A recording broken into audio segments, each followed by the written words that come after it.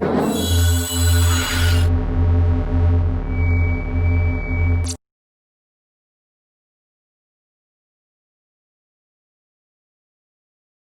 I'm Steve Hicks. I'm the older brother of Bill Hicks by 5 years. I'm a college graduate. My older sister is a college graduate. Both my parents are college graduates. And when Bill came along, he said 1 week out of high school, he said, I'm going to go to LA and be a comedian.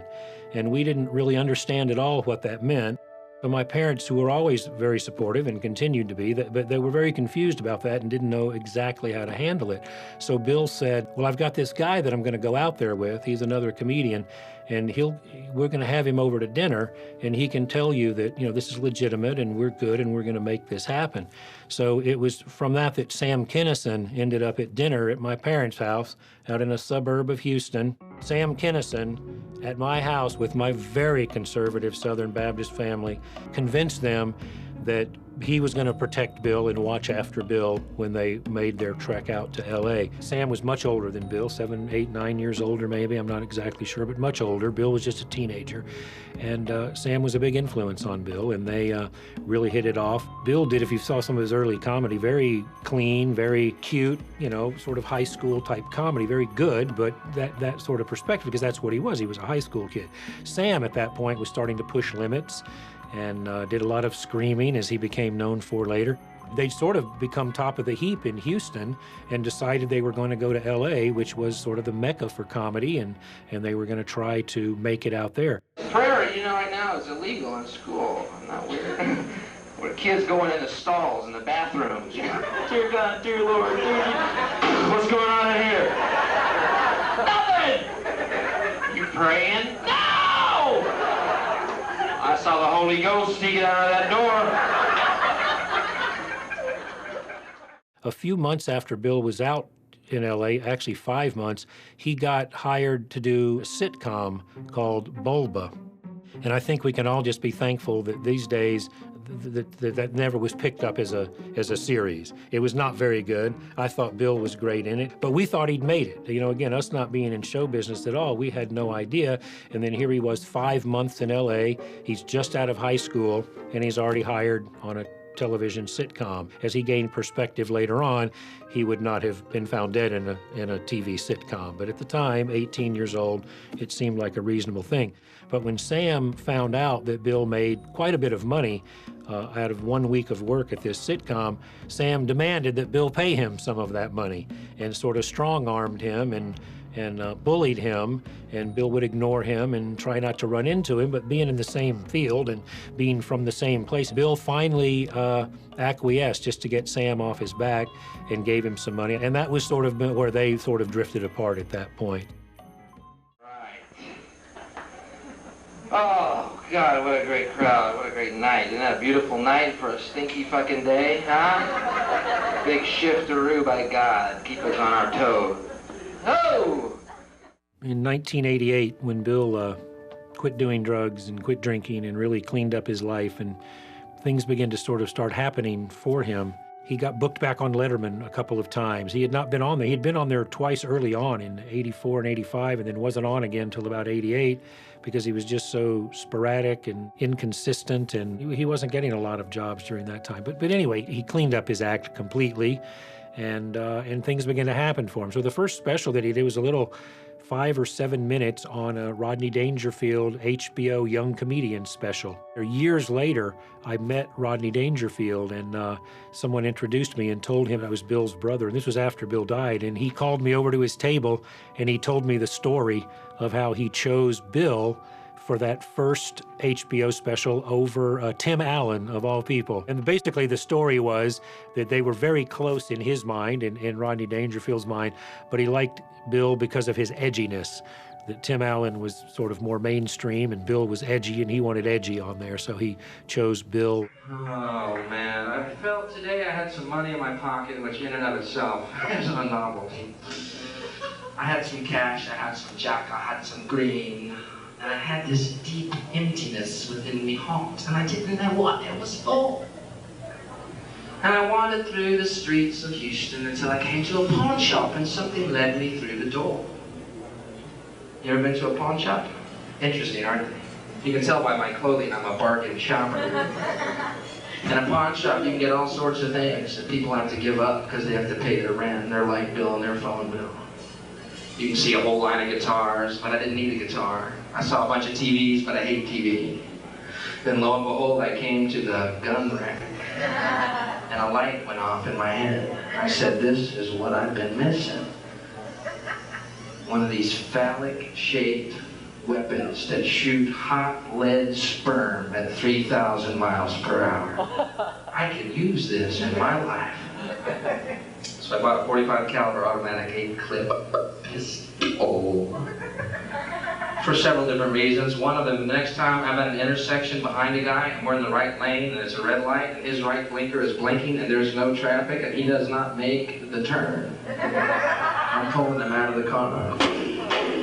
You can make a right on a red, you fucking asshole. And then after that, he and a couple of friends down in Austin, Texas, decided that his material started to take on that tone and become the signature material that people have known him so much for all these years later, that they wanted to film their own version of Bill doing a show in Austin, Texas, his sort of adopted hometown. So they filmed it one night in July of 1989, I believe, and that later became Sane Man. Come on. Yeah. It's good to be here. I haven't been here in 2 years. Thanks. That warmth I've missed in Austin. So, we've been here. Not our fault you gotta travel around. Shit. We supposed to follow you around? You supposed to be back here. What are you doing? Where are you? And then after that, as he was beginning to get some notoriety, in 1991, HBO contacted him and wanted him to do his first half-hour special. And that became the HBO One Night Stand. Please welcome Bill Hicks.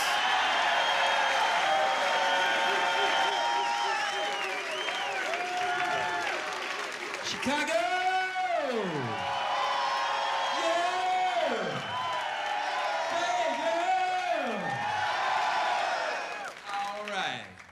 It was filmed in Chicago, and I flew up there with Bill. We went out to lunch one day, and I said, hey, Bill, out of curiosity, if you don't mind me asking, how much are they paying you for this half hour?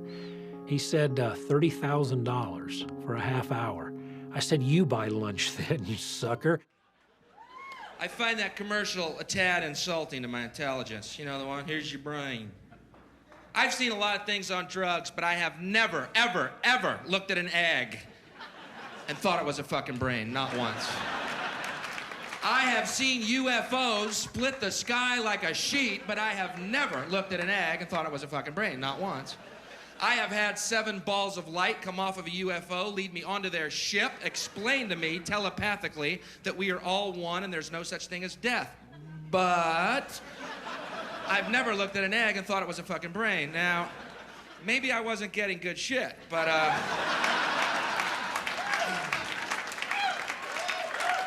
Now, the first special filmed was Sane Man. The first special released was One Night Stand. Sane Man didn't come out till much later. Saw a sign by the road in Tennessee once that said, dirt for sale. What a great country we live in, huh? Dirt for sale. Boy, how'd you like to get inside that guy's mind and look around for an hour, huh? This guy sees opportunity at every glance, doesn't he? There's a big world for this gentleman. Oh my God, honey! Honey, quit serving waffles and come here, baby. I'm gonna sell dirt. Look, it's everywhere. You need it for a planet, honey!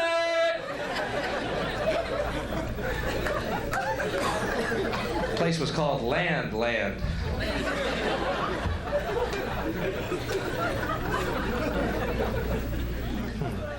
That got him sort of some international notoriety, and people began to take notice in other places. And the first place that came up was the Just for Laughs Comedy Festival in Montreal. And it's the largest comedy festival in the world. And Bill went up there. The first year when he went up there was just as any other comedian, where I think he had like a 5 or 7 or 10 or 15-minute spot on some show up there in one of the clubs. And it was from that producers really liked what they saw and wanted him back the next year to have the signature show, the one-man show at the Just for Laughs Comedy Festival. This was a huge coup, and that's what was filmed and then became Relentless. Pay very close attention at the very end when it ends and Bill is walking off stage, because back when Bill was getting ready to do that show, he contacted me and asked if I'd help him pick out the music for it. He always liked to have intro music when he came out on stage. And so the song that Bill picked for the intro and the exit to that show was Tomorrow Never Knows by the Beatles. And but when the DVD came out, they were not able to get the licensing rights for those songs. So at the very end of the show, you will, as Bill's leaving the stage, you'll see him stop and he points up and mouths the Beatles, because that's what the people in the original audience that night were hearing. It being in Montreal, and this was Bill's first visit to Canada, he thought it was going to be cold up there. So he has on a jacket and a black turtleneck sweater, and the sweat is just pouring off him during the entire show. So he realized when it was over, he had dressed wrong for that. So I'm up here and it's Canada, and I'm thinking, Canada, cold. Huskies, and I'm wearing, if you notice, the black cotton fucking turtleneck. Because, ladies and gentlemen, apparently summertime means the same thing even in the French provinces. That went so well, and it was so well received, that then the same producer and director of that show wanted to film another one of Bill in England the next year. And that was filmed at a 2,500 seat theater, sold out, packed 3 deep apparently, at the Dominion Theater in London. And that show became Revelations.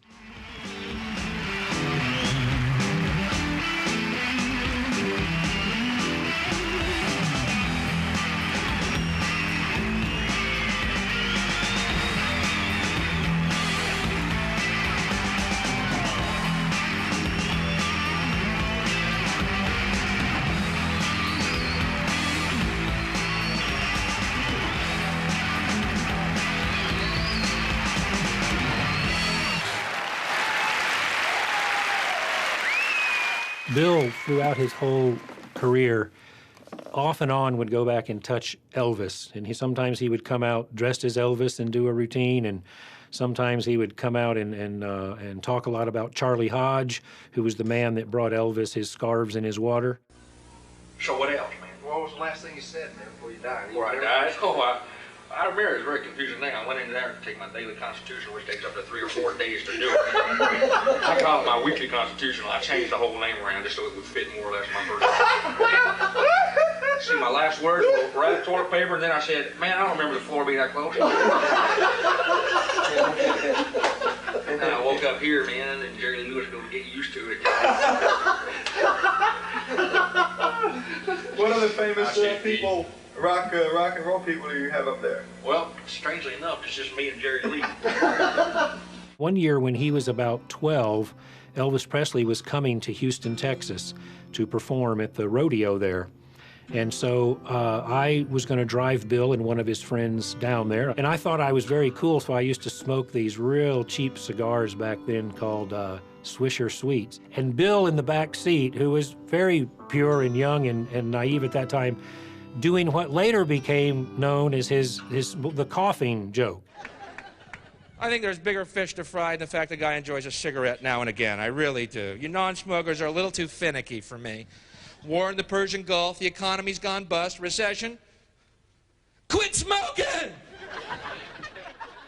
That's what's troubling us. I'll tell you the worst kind of non-smoker, kind where you're smoking, they just walk up to you.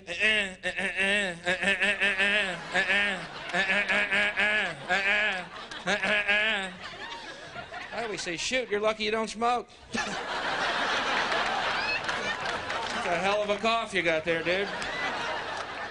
I smoke all day and don't cough like that. Have you seen a doctor? I'm worried about you.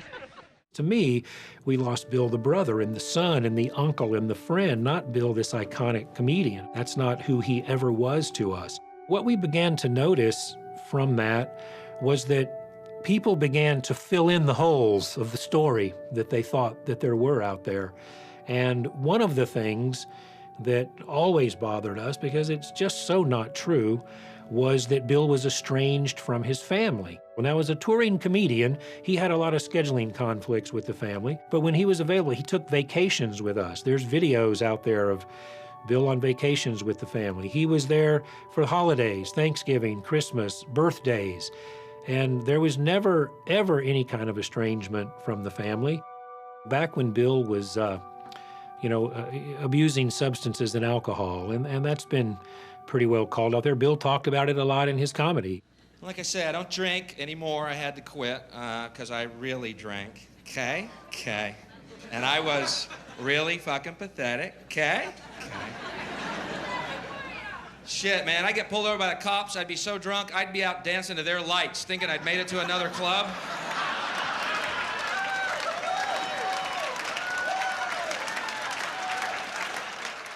He was not ashamed of it. It was something that he went through.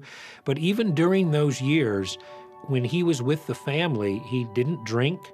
He wasn't doing drugs around us. He wouldn't do the typical things that maybe you'd think someone would do, like going to sneak out to go for a walk, those kind of, he never did anything like that.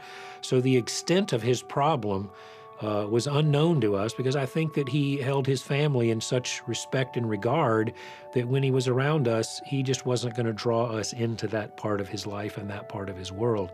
And only later, as he cleaned all of that up and got that behind him and began to talk about it a little more, did we really begin to understand the sort of the depths that he got into there. I got a call, someone wanted to sell me life insurance. Apparently they don't know how comics live, or she wouldn't have even wasted the fucking quarter, you know? First question, do you smoke or drink? Only when I'm awake. I do have priorities here, pal. Have you ever experimented with LSD? I told him I used to experiment with it. Finally had a breakthrough. Found a practical monthly use for that shit. And, yeah, I like acid. I'll be right up front with y'all. I ain't gonna lie. It's a great drug. Don't take it as a joke, though. My friends indulge in acid, man. That blows my mind. My friends like, Bill, we're going over to Stop and Go. Want to do a hit of acid? No, I don't want to be in Stop and Go for 12 hours, thank you. Well, that sounds fun, but, the Snickers bar spoke to me.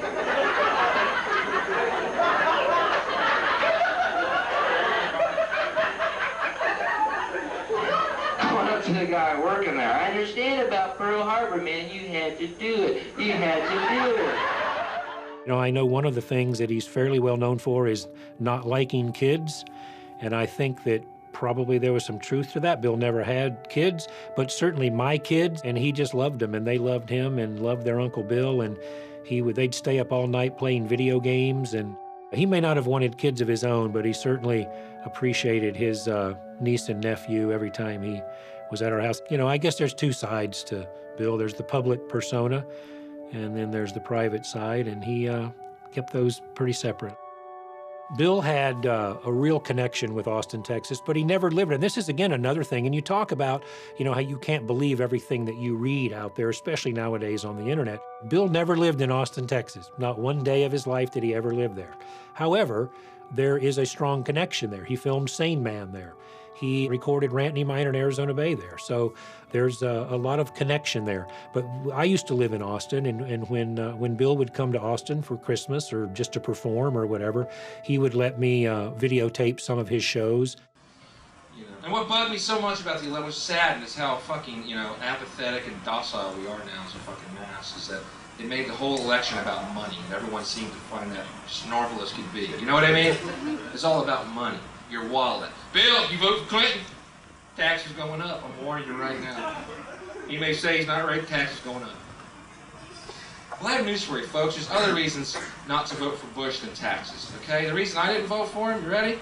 Is that Bush, along with Ronald Reagan, presided over an administration who for 12 years, their policy towards Central America included genocide. Now, see, the reason I didn't vote for him is because he's a mass murderer. Yeah. See, there's other reasons to vote than your fucking wallet. See, I weighed taxes, mass murder. And I thought, you know what? I can pay an extra nickel on gas a gallon, just knowing little brown kids aren't being clubbed to death like baby seals, so Pepsi can put a plant in Nicaragua. Yeah. There's other reasons to vote than your own fucking selfish, fat fucking needs. Okay? Okay. All right, that's all I'm saying.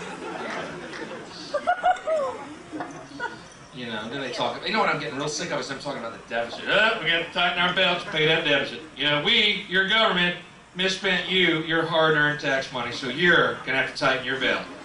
You know what would make it a lot easier to tighten my fucking belt? Is we tighten around one of those cocksuckers' neck every week on TV. I would eat bologna for a week if I could see Jesse Helms' cracker ass hanging by his fucking colostomy bag cord.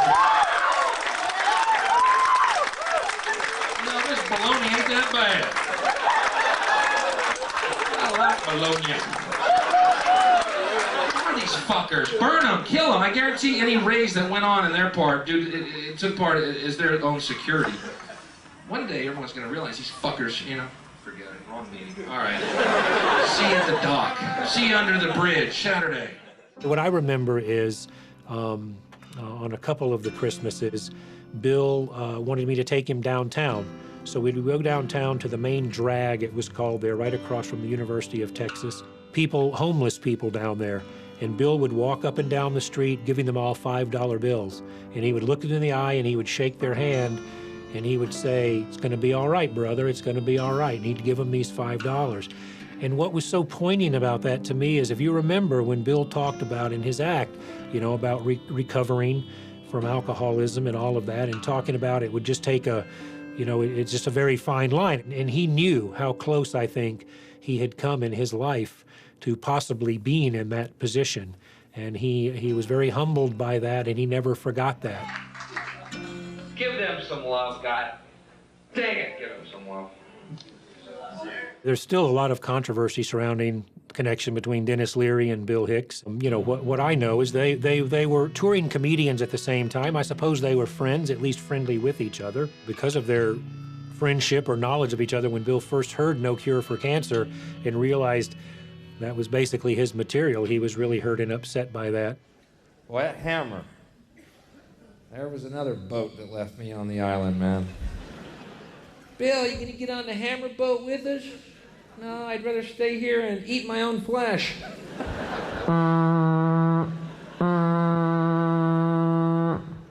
So Bill was in Austin one time. We were driving from one place to the next place, and he wanted me to hear something. So he put on the Denis Leary album, the CD. I think it might have even been a cassette back then, not even a CD. We listened to it for a little bit, and Bill kind of getting agitated in his seat over there, and he said, "Well, what do you think?" And I said, "Well, it sounds like a really shitty you." And he said, "Exactly." And he pushed the eject button, he grabbed the tape out, he rolled down the window, and he threw it out the window. And he said, "That's all we need to know about that." I think what he did from that point was just go and create more material and sort of get away from that. Because I stay in hotels a lot, I'm beginning to think "do not disturb" means knock immediately in Spanish. This is the only conclusion. Do you know? I mean, what is it? My theory about it is, if you're in a hotel, it means you're in a city you don't know anyone you can stay with. Therefore, go to the do not disturb sign. Be poor, but the one person who might come to the door. The man's so clear. Do not disturb. That could be pretty disturbing, couldn't it? Say if you were, I don't know, asleep or something, you know. Maybe wake you up. Disturb. It's possible. Every morning I have to fucking fly to the Valkyrie Maid attack. Dun dun dun dun dun dun dun dun dun dun dun dun dun. Housekeeping. You need fresh towels? Yeah, I'm gonna need to wipe up your fucking blood if you keep knocking on that door. That'll usually get rid of for a couple of minutes, right? Room service, send up a body bag. You never know. They'll even walk in with a pass key. Have you ever had that? You're in a hotel room, you pay for, do not disturb, on the door. They just walk right in. You're sitting there going, hey, hey!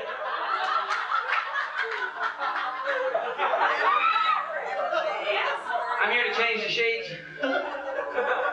Come back in 5 minutes, Consuela. You're going to be working overtime on this crusty yellow pillowcase, darling. I want you to know. Do I seem shallow?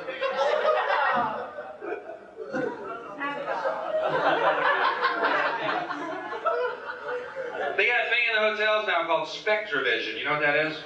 It's a box that sits on top of your TV. It has different movies. You push a button, the movie is built to your room. $6. Good deal, you bet. I'm on the road 6 weeks. Have not seen my girlfriend in 6 weeks, right? I come into the hotel, I look at the SpectraVision movie guide. There's a movie called Sex Kittens. Well, shit, I got $6. But you know what it is? It's a pornographic movie with the pornography cut out. There's no fucking. You wonder why people run through malls with automatic weapons, you know? A rumor, it's been going on a few years, but it keeps kind of picking up steam a little bit, is that Bill, in fact, is not dead, that he has reinvented himself as Alex Jones, a right-wing talk show host based in Austin, Texas.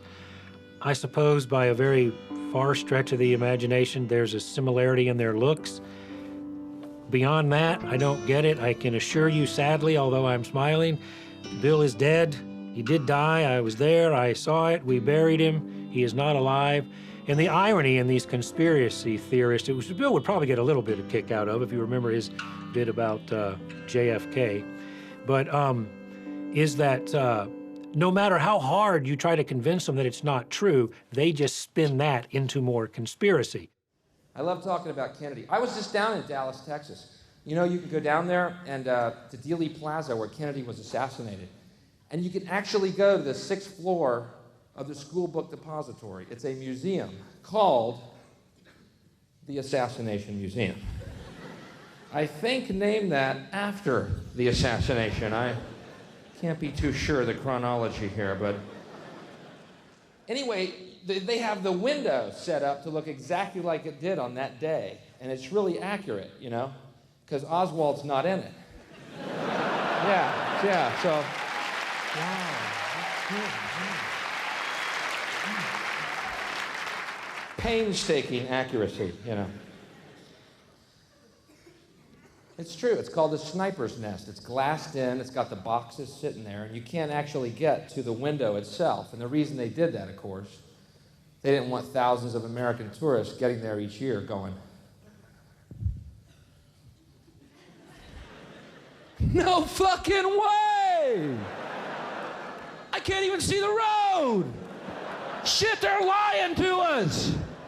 Back when Bill was in the midst of his substance and alcohol abuse, he was at my house one night, and we were drinking beer, and he started crying. It was just me and him. Everyone else had gone to bed, and he started crying, and he said, my life's out of control. I'm losing it. I can't go on this way. And I didn't understand that. I didn't know what to do, so I told him that he just needed to quit doing all that stuff then. You know, then just stop if it wasn't good for you. So the only point of that, me telling you that, is that years later, when Bill got sick in June of '93 and then was going to move all of his stuff back from Los Angeles to Little Rock, Arkansas to our parents' house, he asked me to fly out to LA and drive back with him, which I did. And one of the things on that trip was he told me that, you know, it wasn't my problem to solve, it was his problem to solve, and that I should never blame myself for it and never think about it again, that it was until he was ready to resolve the issue for himself, there was nothing he was going to be able to do. I am a very open-minded person. I mean, I really am. Being a fellow such as myself, who over the course of his life has several times taken his body weight in psilocybin magic mushrooms, I've had my mind fairly open. My third eye has been squeegeed. UFOs? Seen them. Okay, you know what I mean? I'm out on a limb with Shirley MacLaine. She's clinging to the trunk. I'm hanging by a twig at the end of the limb. Come on, Shirley, let's go. Take another cap. The UFOs are honking. Let's go. Bill, you're really out there, dude. I'm pretty open-minded. After Christmas of 1993, as we got into January and February, when Bill started to get real sick, too sick to perform anymore, too sick to travel anymore, he ended up back at my parents' house in Little Rock. The first time I went up there, Bill was in the hospital, and he was still doing chemo treatments, but he was very, very sick, and you could really tell it had physically taken a toll on him. But we were in the hospital one night, and Bill was taking morphine for the pain, for the cancer. And he asked if I wanted to take morphine. And I said, well, I really don't want to do morphine either. But he said, well, you're in a hospital. I mean, if it goes bad, you're in a hospital. And he said, in fact, I'll tell the nurse. So he had got, Bill was a real charmer, and he had gotten to know the nurses, and he told the nurse that he was going to give me one of his morphine pills, and could she just sort of keep an eye on us through the night. So I did, and I'm admitting that for the first. Bill gave me this pill. It was a big old blue pill about that big. And I gagged getting that thing down, but it was morphine, he told me. And all I remember through the whole night was I just sat in a chair, gripping it with all of my might, because I felt that if I let go of that chair, I was going to shoot up to the ceiling and not be able to come down. And Bill just sat in the bed laughing hilariously for 8 hours all night long. Anyway, folks, I appreciate you coming out. It's a very sentimental evening for me and a very exciting one, but this is my final live performance I am ever going to do, stand-up comedy-wise. True. No, don't get me wrong. It's not sour grapes. I've loved every, moment of the 16 years I've been doing it, and total anonymity in the country I love, and every delayed flight, every Econo Lodge. I've loved it all. Playing the Comedy Pouch in Possum Ridge, Arkansas every 3 months. It was my treat. Every broken relationship was a hoot. But no, the reason I'm quitting is actually good news. I found out today I got my own TV show on CBS coming out in '94. Yeah.